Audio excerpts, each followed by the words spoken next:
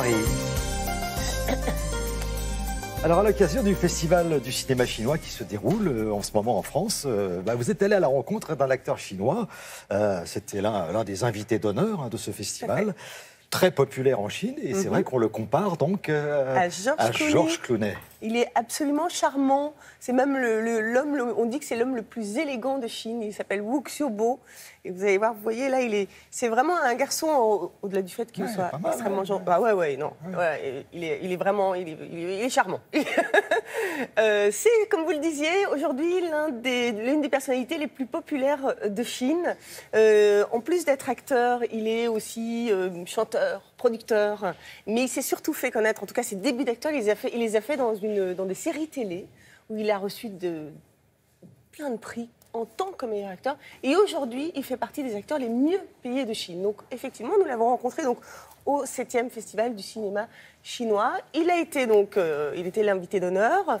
Il a également présenté un film dans lequel il joue qui s'intitule Book Love. Et vous allez voir qu'il y avait du très beau monde, puisque les ambassadeurs, c'était quand même Monsieur Lelouch, Anne Fontaine aussi, autre invité d'honneur, Juliette Binoche. Enfin, vous allez voir beaucoup d'autres stars françaises. Mais en attendant, je vous propose tout de suite de découvrir Wu Xiaobo. Regardez.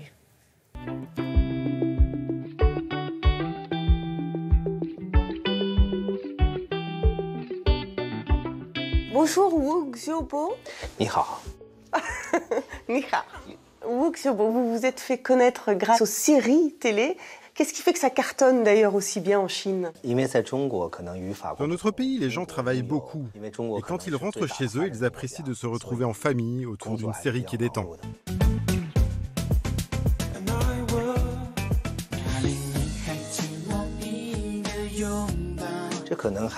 En Chine, un film qui sort au cinéma dépasse rarement les 500 millions de spectateurs, alors qu'une série télévisée atteint facilement le milliard.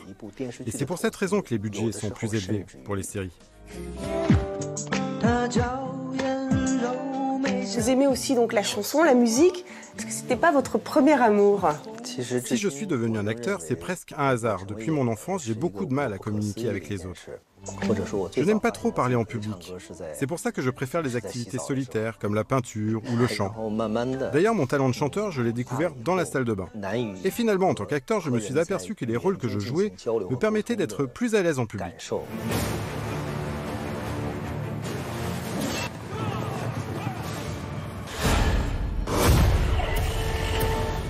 Est-ce que c'est important pour vous d'être aujourd'hui en France et de promouvoir le Festival du cinéma chinois? Je pense que le festival joue un rôle important concernant les relations entre nos deux pays.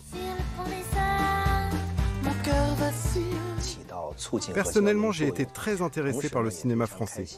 L'un des premiers films français que j'ai regardé était Les Amants du Pont-Neuf. Et j'avais vraiment eu un coup de cœur pour ce film.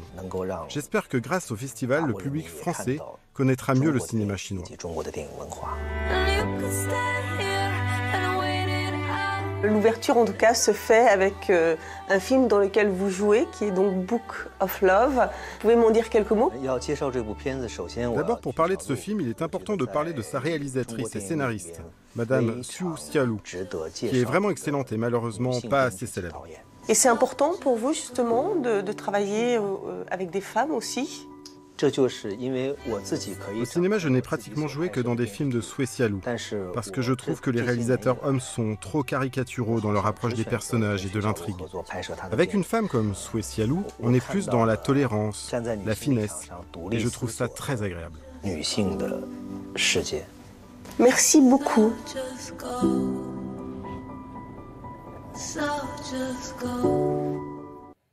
C'est très touchant parce que c'est quand même une vedette, une énorme vedette. Oui, c'est une grosse Il avait du mal à vous regarder. Hein. Oui, ce serait un petit peu prétentieux de ma part de le dire, mais c'est vrai qu'on lui a répété plusieurs fois, mais oui, effectivement, il avait un petit peu de mal. Donc il est dans le domaine de la comédie romantique. Hein. Oui, oui, il a le profil pour en plus, hein, mais c'est vrai que c'est surtout des comédies romantiques. Ce festival, c'est un festival itinérant, j'ai l'impression, non? On change Oui, d'endroit. alors, effectivement, c'est important d'en parler. Donc, Festival du cinéma chinois en France, donc ils étaient à Paris. Là, en ce moment, ils sont à Strasbourg et à La Réunion. Ils seront ensuite à Marseille, Cannes, Lyon et Brest. C'est jusqu'au 27 juin. C'est vraiment une sélection, c'est un très, très bon festival de très haute qualité, avec une sélection de films chinois extrêmement variés et très intéressants. Je pense que vraiment beaucoup de gens vont être attirés par ce genre de festival. Voilà. On prend de plaisir. Merci beaucoup, Marie-Mame Joglou. Voilà.